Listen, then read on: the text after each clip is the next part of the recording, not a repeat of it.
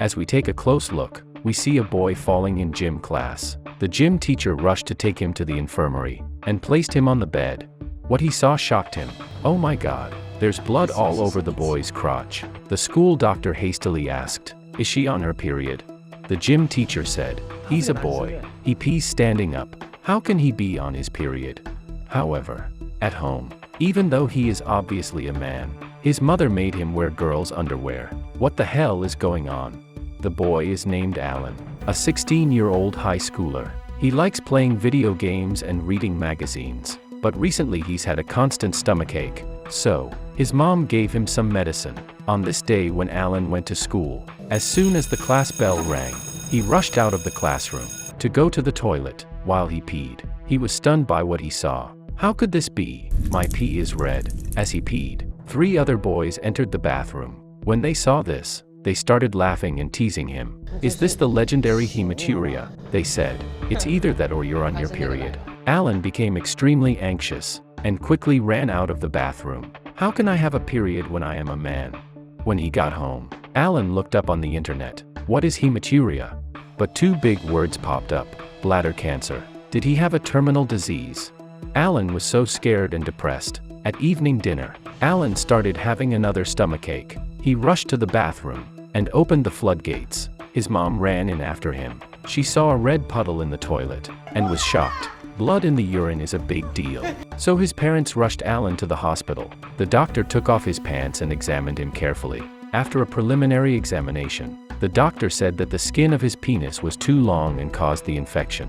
He should be fine after a few days of infusion. Alan's heart was finally relieved. He took 3 weeks of sick leave and could finally play games with a smile. It was time to go back to school. So, Alan went. Because he called in sick so much, his classmates started calling him a sissy.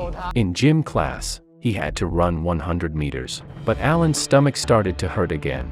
He asked the teacher for leave, but the gym teacher said, "You're not a girl. Stop whining about your stomach and keep running." As a result, Alan ran about 10 meters and collapsed on the track. The teacher rushed to carry him to the infirmary. Halfway there, the teacher's clothes were stained red. The teacher placed him on the bed. The gym teacher and the school nurse were bewildered. Is he having his period?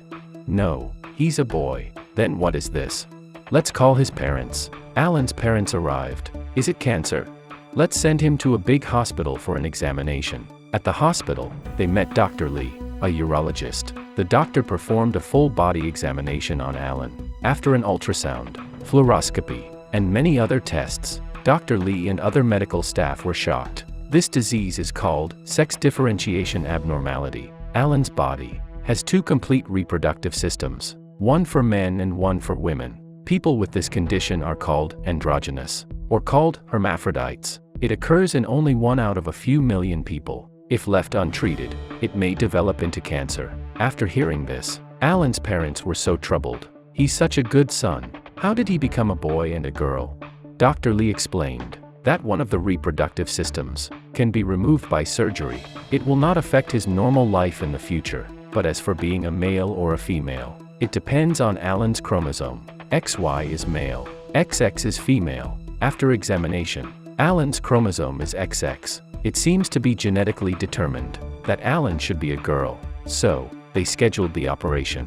On the way home, the parents were afraid that their son wouldn't accept it. They chose to hide his condition. They only told him that it was an operation to cut his foreskin, and it was normal for boys. It's a minor surgery. Alan was relieved. Alan went to school and was teased by a few classmates. The night before the surgery, Alan had no fear and played games like he usually did. He was so relaxed. He never thought that surgery could almost end his life. The family arrived at the hospital. This boy was about to have his manhood cut off and become a woman. Before the operation, the doctors and nurses asked Alan to take off his pants. They took a picture of his crotch. Alan panicked. "I thought the operation to cut the foreskin was usual for boys. Why are you making it such a big deal? Why are you taking pictures and holding so many scissors?" Alan's parents rushed to stop them. "Stop taking pictures. Look how scared the child is. Hurry up and operate." They put on an oxygen mask and put him under general anesthesia. The operation began. The steps of the operation are: first, remove the penis. Second, destroy the testicles, and last, configure the female reproductive organs. The operation went well. When Alan woke up, she was in tears. She realized the truth. Her manhood was gone. Her parents and doctor had lied to her. She had become a girl. Alan pulled out the IV tube and began hitting herself. The nurse gave her a sedative. Dr. Lee came to see Alan. Alan stared at the doctor who cut her little friend off. She hated him so much that she almost crushed the button in her hand. From then on, Alan changed her name to Lisa. After being discharged from the hospital, she often locked herself up in her room. She took antidepressants every day, on the advice of Dr. Lee. Her parents made Lisa live as a girl. She received both psychological and physical treatment. Lisa was forced to grow her hair long. Even her birthday present became a Barbie doll. Lisa burnt the Barbie doll.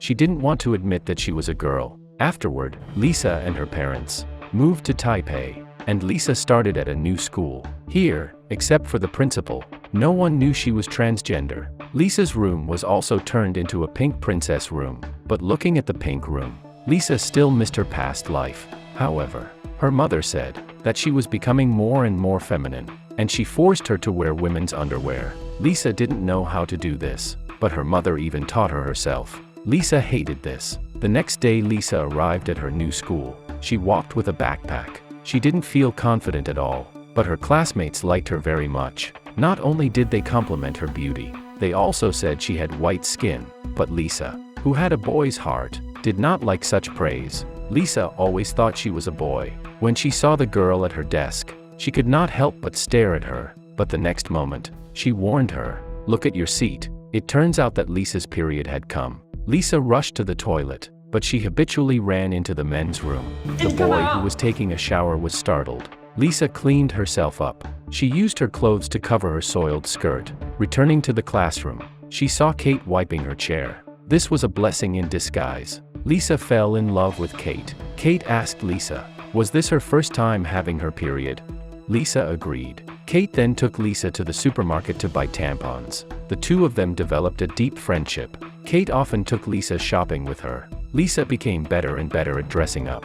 Even the school hottie couldn't resist sending her love letters and gifts. Lisa was disgusted by this, but the other girls thought she was just shy. On a certain day when Lisa was not around, the girls in her class secretly went through her school bag. They wanted to find the love letter from the school hottie, but they found Lisa's depression pills. The girls guessed that Lisa had a mental problem. This girl is transgender, not a transvestite. In the girls' bathroom at school, Lisa was being bullied. The three girls want to pull down Lisa's pants to see if she is a transvestite or not. Because of her natural beauty, so many boys are attracted to her, but the girls in her class were jealous. They blocked Lisa in the toilet, ruthlessly tearing her clothes. They wanted to check her body. At this critical moment, Kate arrived just in time to drive away the vicious girls. Lisa was saved. Kate hugged and tried to calm Lisa, but Lisa pushed her away, because all the humiliation she suffered today was caused by Kate. Before today, the two of them were still very good friends. Because she trusted Kate, Lisa told Kate her secret, that she was once a boy, but Kate backstabbed her and told the biggest blabbermouth in the class, Lisa is transgender, became the hottest news in the entire school. The incident dealt a heavy blow to Lisa. The self-confidence she had built up so easily was utterly destroyed. So, a broken Lisa ran home to vent her frustration. When she was tired, she played games like crazy. She locked herself in her room without food or drink. Her desk in class was left vacant. She didn't go to school for a long time. Her parents had no choice but to turn to Dr. Lee. In fact, Dr. Lee had a personal agenda. He wanted Lisa's sex change operation to make him famous in the medical field. Dr. Lee's assistant, seeing the big change in Lisa, her skin was fairer and her breasts were bigger. It seems that the estrogen drugs had worked. When she said this, Lisa was confused. It turns out that the medicine her mother gave her was not a medicine for depression, but estrogen drugs. No wonder her voice had become thinner. Her breasts had also grown bigger. Lisa was very angry. She felt cheated and betrayed by her own parents. She went home and had a big fight. She questioned her parents. Why didn't they respect her ideals? Only then did her parents seem to realize that Lisa is a person with a sense of autonomy. She has the right to choose her own life. She is not at the mercy of her parents. They cried and apologized to Lisa. but she had already become a girl. There was no way to change her back. Lisa found Dr. Lee, who operated on her. She asked him why he had turned her into a girl, but Dr. Lee's first reaction was not to calm Lisa's emotions. Instead, he smugly said he was the benefactor of Lisa's life. He didn't need Lisa to be grateful to him, but at least she should have a better attitude. He also said that he treated Lisa like his own daughter, but Lisa felt that Dr. Lee was just using her. She is just his work. Since that's the case, you've ruined my life. I can also destroy your work. Lisa went home alone, passing by the vegetable market, seeing the cut-up pork, seeing the slaughtered fish. She felt no different from them. Lisa bought a bunch of sunflowers and gave them to her parents. She went to her room and changed into a white dress, put foundation on her face and mascara, put on a little blush, put on a little lipstick, sprayed some perfume on her wrists, and barefoot, she danced around the room. After 20 spins, she laid down on the bed. At that moment, her mother called Lisa to eat, and Lisa gave a faint evil smile. This is the end of the film.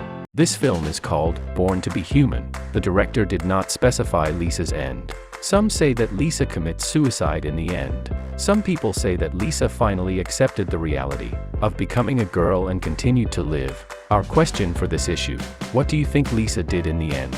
Those who think she commits suicide, comment 111. Those who think she chooses to live on as a girl, comment 222. Each person's life is his own. In fact, it doesn't matter if you're a man or if you're a woman, but Lisa should have been allowed to make her own decision. Otherwise, she would have always had regrets. Kay hopes Lisa lives on. After all, life is so precious. The film is really good. I recommend you watch the original. Alright, that's all for this issue. Remember to like and subscribe. See you next time. Bye.